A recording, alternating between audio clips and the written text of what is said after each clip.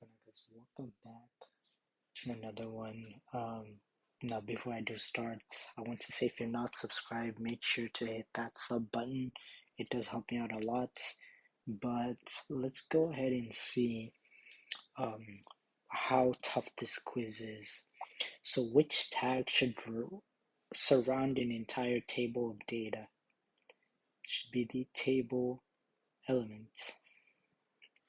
Which of the following tags is used to separate the footer of the table from its body? T-foot. Which of the following tags is used to enclose the row of a table containing its headers? I believe it's just TH.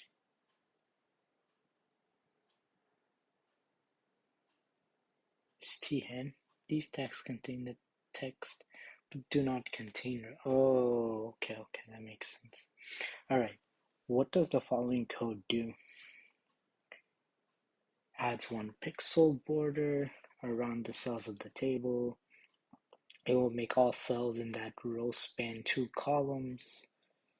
It creates a cell that will span 2 columns and a cell that will span a single column.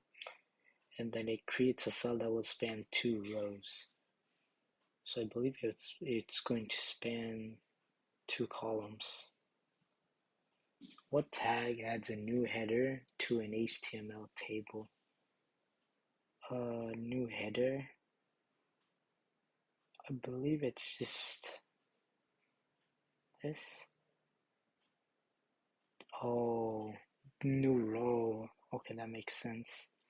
Which tag adds new data to an HTML table? It's TD. And then which of the following tags is used to separate the body from its headers and footers? It's going to be the T body. And final question, which tag creates new rows? And that's going to be simply TR. Now, we did technically pass it, not in the greatest fashion, but we did pass this quiz.